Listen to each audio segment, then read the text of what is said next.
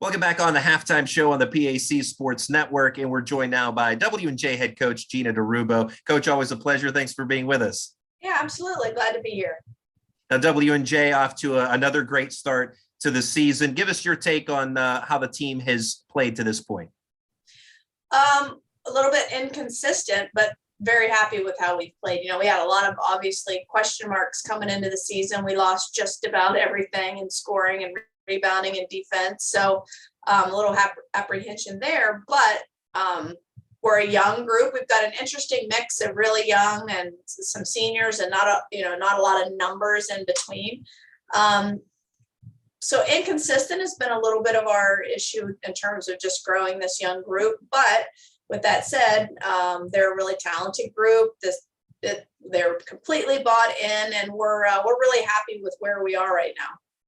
Yeah, you mentioned you lost a lot to graduation, obviously a ton of scoring.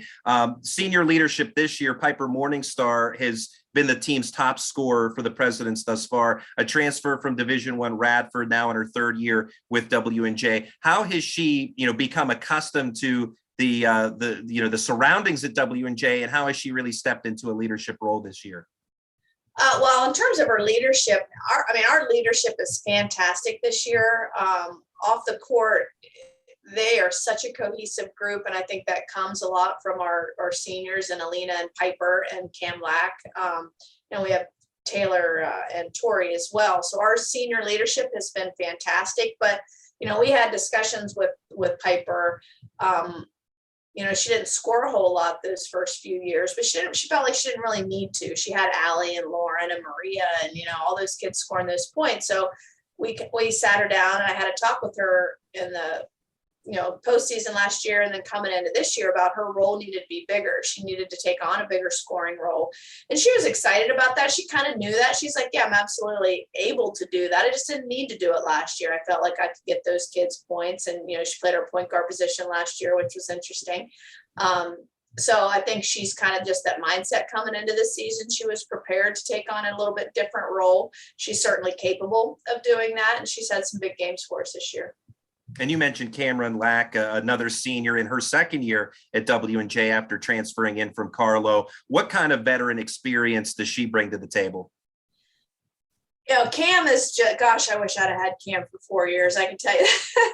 Even 3, I'd have been happy. But she is such a calming force, and she's been a great leader on the court, and she's a really smart player. She should be coaching one day. She loves to coach her team in practice. And but she does that on the court in games. When we kind of get out of sorts, she'll bring them together, calm them down. But she's hit big threes. She's a lot. I think last year for her was really difficult in that I kind of anticipated playing her as our point guard last year, but we didn't have any practice. So it's hard to be a transfer coming into a senior group with 9 practices, trying to learn a whole system. And then being the leader of that team, that's a difficult task to say the least. So this year with preseason and film work and being able to spend more time together, she's able to learn the system better and kind of knew what to expect a little bit more, which has made a big difference for her. She loves to come in and watch film, and she's absolutely dedicated to the game. So she's had a fantastic year for us in terms of scoring when she needs to, high IQ, leading the team. Everybody looks to her off the court for everything. So she's been a joy to have around. And senior Alina McDaniel, after sitting a year out, she's back and obviously brings great athleticism, was an outstanding track and field athlete in high school, state champion. How much of a boost is it to have her back? I think you said it correctly. She's just a phenomenal athlete. She does so many things other kids just can't physically do. She just runs and jumps, and she's strong. And so she gives us, kind of a burst off the bench. And she started some games, and quite frankly, she's good enough to start. But she really gives us a burst off the bench with her athleticism and defense. She really is a great offensive rebounder, and she kind of does all that dirty work that a lot of kids don't want to do, a lot of things that don't show up on a stat sheet. But she's dependable. She does great things. She's a great teammate. She doesn't care if she starts or not. She just wants to win games. So she's done well for us. She's capable of putting up 20 points or scoring none and having 10 rebounds. She can kind of fill whatever role that we need her to fill. Junior V. Koak, another player that has seen some time in the starting lineup. What kind of problems does she give opponents with her height and length? Yeah, I mean, she's just so long. She can defend anyone. She can guard a five. She can guard a point guard. And I think people struggle with that. If they've got a really good, quick guard, we'll put V on them because with her length, they can't shoot over her, and she doesn't often get beat off the drive. So she's a smart player defensively, great athlete as well. She can jump out of the gym. She's a conference high jump champion. That's what I tell our point guards. I'm like, just throw it up there. She'll go get it. I promise she'll catch it. So we got to get her shooting the ball a little bit better, which she's quite capable of doing. But defensively, she's just she torments people because she doesn't get beat, and her length really drives people crazy. Now, those are some of your upperclassmen. You have a very talented group of underclassmen. Before we get to the freshmen, a sophomore in forward, Sarah Berardelli, played a key role off the bench last season, now in his starter's role this season, coming from a great high school program at North Catholic as well, and really seems to be a star in the making. How much has she continued to progress since her arrival at W&J? I mean, Sarah's so great to have her out. I mean, I tell people, I'm like, guys, she didn't start on her high school team. And they're like, what? Are you serious? Like, well, yeah, but they had this phenomenal high school team. So I think Sarah is a star in the making, right? She's really committed. She works at it and she wants to get better. So she's, transitioning into taking on a much bigger role. She got to play behind Allie and Maria last year and didn't need to put up big numbers. And this year, we expect her to do some more things offensively. And so she's a little bit up and down, but that's kind of to be expected. But she's a really good athlete, and we can have her guard a point guard. As crazy as that sounds, if we get switched off on some things, she's athletic enough and quick enough that she can guard 1 through 5 as well. But she's getting better offensively. I feel like every game she's getting smarter. She's got to learn how to use her body and the size that she has to be able to score a little bit easier. Of the freshmen that you brought in, great freshman class for W&J, and Megan Dryberg, one of those product out of Baldwin High School. And she's not W&J's tallest player, but she has been the top rebounder one of the top rebounders in the PAC, let alone on W&J's squad. What makes Dryberg so good as a player overall and as a rebounder as well?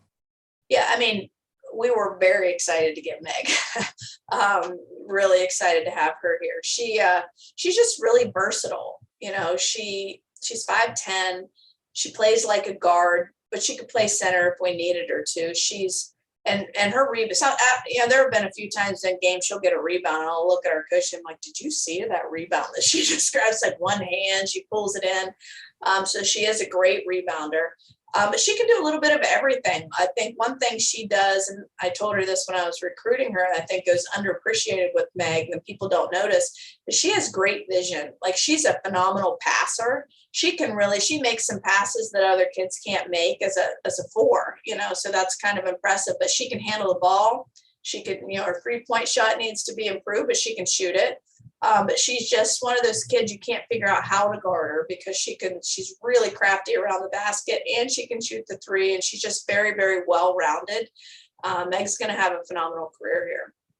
Obviously, you have a great roster, a lot of talent up and down the roster. I'll touch on 2 more freshmen that we can fit in that we have time for. Adeline Cherry, she was our Foster Law Office's player of the game in the season opener, PAC opener at Westminster, and also Bryn Bezjak, who was an outstanding guard from Albert Gallatin. How excited are you about the present and the future for those 2 players? I mean, we're super excited about both of them. They play a little bit different. Addie's very controlled and a little safer, and Bryn is just kind of crazy sometimes in a good way, right? So she plays really hard, and I don't want to say out of control, but Bryn takes a lot of chances, offensively and defensively, and a lot of times they pay off for it. Addie plays a little safer. So it's an interesting kind of combo, but there's times we've played this year with 3 point guards on the floor with Cam and Addie and Bryn. So we've got 3 kids that can handle the ball. We're hard to press because of that. For the first few games, I was reluctant to play them together because I'm like, oh, they're all, and I got all freshmen out there, right? But they're growing quickly, really quickly actually, and they're kids that want to come in and watch film and learn from that as well. So we're really excited about both of them. They both can shoot the 3 and get to the rim. So they're going to be around for a while and give people fits, I think. Perennially, W&J is always vying for a PAC title. The Presidents have been to the title game the last 4 consecutive seasons. Unfortunately, have not won it in that span. But what can make this year different that W&J can get back to the championship and win it this year? Well, that's an interesting question that we talk about frequently. We've been there 4 times. I'm like, wouldn't it be something if this is the group that gets it done? You know, there's Lauren and Allie in that group. They'll be like, what the heck? But, you know, I do think that we're a little bit more balanced, you know, this year. And we've got different weapons, I think, that can step up and shoot or score 15, 18 points in a particular game, maybe not average that many points like Allie, you know, did. But I do think we have some bigger offensive weapons coming off our bench than we have in a while, which makes it interesting. But, you know, and this year, last year, gosh, one of these championships are about who can stay healthy, who can get lucky, you know, down the stretch. And some of these things are even out of our hands. So, you know, it's an interesting era here to win championships because sometimes it's who's healthy at the end, you know, so we're continuing to talk to our kids about making good choices and trying to stay healthy and do what you can. And sometimes it helps. Obviously, sometimes, you know, it is what it is. So that's kind of where our focus is, just taking care of business every day, you know, trying to get to a spot where we're in the best position to win. And, you know, that's all we can do. One loss doesn't lose the conference championship, nor does it win it. At this point in the season, you're just trying to put yourself in a position to host conference tournament games and put yourself in the best possible position to be ready to win one. So we'll see what happens. Now, certainly to this point, so far, so good for W&J. And Coach Jina DeRubbo, thanks so much for your time and good luck to you and the team the rest of the way. Thank you. Thanks for having me. Appreciate it. We'll have the second half of today's game when we come back in just a moment.